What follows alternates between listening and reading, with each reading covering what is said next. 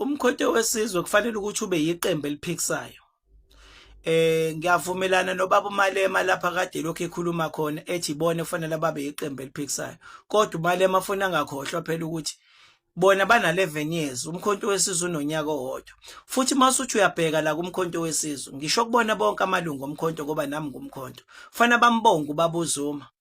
Bambonge thina ke sikwaziyo ukuthi iorganization ivuswa kanjani from storming stage iziyofika ku-adjourning stage udlulele kuye kuma strategies uku-implement ama-policies uku-implement ama-constitution zonke lezo zinto. Noma singafundile kodwa lezo zinto senza sure ukuthi siyayifunda ngoba siyingane zamaqalo mzabalazo. Ubaba uZuma usebenzile ngokuthi alande uShivamba. Uyabona o-Secretary General kade sinabo angeke ngikhulume kambi ngabo kodwa bebengekho qualified, bebehlula ngisho ukukhuluma nemedia. Bengiye ngibuke ngisho ama-comment omkhonto wesizwe kuthiwa Nkosi yami wathi bakhulume ubone ukuthi hey abekho show lo uSecretary ngisho ngathiwa akayibhalanga into phansi uyikhuluma nje ubinjalo. Khona abantu ekuthiwa ama-spin doctors. Ama-spin doctors kufuneka abantu abanjalo kungabenza ke bebe uSecretary General ngoba ubaba uShivamba uyi-spin doctor. Ngeke nje uzwe ekhuluma ayishi organization vulnerable uhleze ayisikela noma i-answer engayazi kodwa une alternative answer kodwa a open ended question or a closed question akakwazi yena ukuthi into ezithize uzokwenza kanjani ngoba mhlawumbe uthola ukuthi bazombuza into akangayibuzanga kupresident wakhe uzobeka i-answer ezokuthi uzobuya buyele kubona kodwa engayisho director ayibeke ngenye indlela. So lo muntu uyaqualify. Ngiye ngezwe kamahebezi kuthiwa uzoye eParliament usezoyekiswa la mabe lokho behlukumezana noShivambu la. Mina ngumZulu, mina ngohamba naye, mina ngohamba la kaya khona nami ngiyakhona ngishiya phansi la emkhontweni ngoba kobe kucaca ukuthi ubaba uZuma akakhi organization uzokwakha istokfela lesi njengalesa la kwaZulu Natal inkatha. So uma efuna iorganization ezo replace iANC ifuna kube khona zonke inhlanga. Uyayizwa lonto, i-diversification la kule organization iyadingeka. Umpedi, umXhosa, umSuthu, siyayibona umkhonto wesizwe ukuthi uzwa kahle eGoli. Uphuma number 2 njalo kuma by election. Lonto yinhleke isho ukuthi even ngisho ngathiwa ngempela uANC uyena othophayo. Okusho ukuthi lapha thina eGoli sizoba ukingmaker, ayikho decision abazayithatha singekho. And umkhonto ufuna ungena emandleni. Nobaba uZuma makuthi uyayilalela lento engikhulumayo baba uZuma abantu balambile abasana ndaba nendaba ama-political ideology zonke lezi zinto. Yes ibalekile nengabaholi ukuthi lime kuyona kodwa khumbula ukuthi alikho iqembu lake lakhipha uANC emandleni. Wena baba uMsholozi okwenzile lokho walikhipha iqembu leANC sabona ukuthi kanti liyahluleka unamandla amakhulu kabi futhi bayazi laba beANC ukuthi ngempela bathinta inyoka emgodini. So manje nawe ke baba abathi uma ngabe abantu bakho iqembu lakho ngoba uma ungasekho emhlabeni usuhambile usuphangalele ngeke uma ungangena ngumkhonto wabonakala ukuthi wenza kanjani awusophinda ungene emandleni. Badedele bangene ngo2026 balide bonke laba kade siyabazi bebekhona la emkhontweni behleli la bethumela abantu bebanika ingqwembe. Abanye babo babesho bethi thina sizele ikhundla ngabakhomba kithi namba sebenikiwe ikhundla bayithatha ngoba umuntu uyakhohlwa nanokuthi wethini. Futhi abanye baba abahlakaniphile uyabona nje ukuthi kwakuyidomi ile hlobo nje leyazi ukuthi yenza ucansi namakhosikazi into eziningi ayizazi. Thina iorganization siyayazi hayi ukuthi into sikhuluma ngento esingayazi. Asisho futhi ukuthi siyafesa sifuna umsebenzi cha. Mina nje after 2029 uma kukhona umsebenzi engiwufunayo ngiyoshe kwiorganization yami mawukuthi yenza kahle umkhonto ngithi cha ngicela nami ukuthi ngifesa kulesi sikhundla. Uyayizwa lonto kodwa kwamanje angikwazi ukuzobangisa abafowethu abahlakaniphile abadlula mina funa ke baye phambili kodwa laba abangahlakaniphile akade befuna ikhundla banikwa baphume badedela abanye. Lento kuyokuthi ngizwile kuthiwa laba babe resignile bazobuya babo Secretary General. Uma nathatha umZulu, uma nje nathatha umZulu namfaka la wabo Secretary General nakhipha ubaba uShivamba koba nibulele nayiqeda le organization ngoba amaZulu awakwazi ukutshela namaqiniso ashona eceleni ngaso sonke isikhathi afuna yes bahle siyahlangana sabantu abamaZulu kodwa nje asitshelani iqiniso. Funa kuba umuntu wangaphandle uphatha lesi sikhundla njengayo uShivamba right kakhulu. Uma ukuthi uyaphuma mhlambe khona isidingo sakhe seParliament mdedeleni kodwa afaka nomunye umuntu ongena umZulu. ngoba ngeke izikhule le organization isiphethwe amaZulu yonke into nje umZulu ayenzeki le nto le. Myekeni le nto eniyenzayo. Laba bathi abafuna ukuphathwa oshivamba bayeke babengekho lo mkhonto abawuqambanga.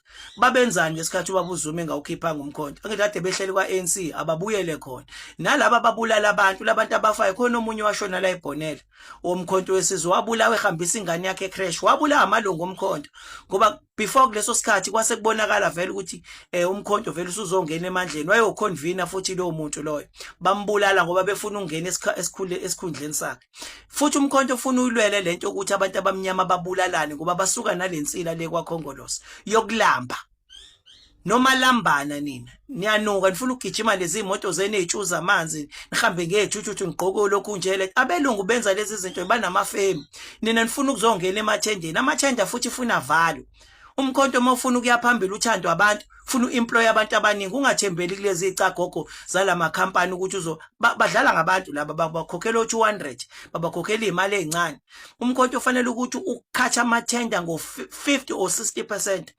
Yayizwa lonto kube 40% nje wamathenda ozonikwa inkampani ezinkulu ezosapha inkampani ezincane bese kuthi umsebenzi omningi kuqashwa abantu baqashwe istate. Upapaso wayenza lento eMaritzburg wathatha abantu ababegunda ngemshini wathi abeze bezogunda wabanika indawo washo ukuthi imali la kuzoba imali engaka badivide lo mali waba empowerisha abantu kunokuthi ulethe inkampani eyodwa nje izogunda amasimba lento abayenza la esilungwini engihlala khona bagunda utshani babugundele phezulu abareki abenza ilutho lezi zinto lezi. Yabona nje umuntu azodla imali enkulu ngokugunda utshani kodwa angabe uthatha abantu bendawo umuzi nomuzi ngoba laba baqasha odadewabo no anti babo nayo yonke into. Yabona nje abantu abamnyama namanje into efanayo lezi asikwazi ukwakha amathuba omsebenzi zikwazi ukudicilela zidla igazi lomunye umuntu.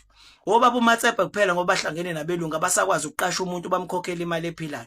In fact nje sinenkinga nama foreign nationals sinenkinga nabantu abaqasha abantu ama-truck le South Africa wa drive abantu bala kodwa ukhona uANC uthuli kunini umbalula wathi uzoyilungisa lonke Minister of Transport muphi manje uthe mase ephumile lapho wathi nani ngifakelani kwa transport ngangazini mina ke transport manje umuntu ukovotela uANC usuke ethi uvotelani kahle kufanele niyibuze nina ukuthi niyaphila nina njengabantu abamnyama noma mhlawumbe umjovo lo weCovid khonto osuyenzile emqondweni yini anikwazi ukuthi uZuma akenzanga lutho na ama university awu2 wakhona Moses Mabhidi iTedam lezi wayirenovate obaba uChipha Mpengezi wazi wathenga iqembu lakhe lelebhola kungenxa kaZuma security esebenza nje security njengabo bonke abantu. Hamba nisibuke istory sakhe wathola itender ngo2010 makuthiwa ubaba uZuma wakha ama-millionaires khulunywa ngabantu abanjayo abantu okwazi ukubakhomba ubabona ubaniko wakhiwe yileli ikhehle likhona manje asisho ukuthi akabuye emandleni kodwa leadership yakhe siyayidinga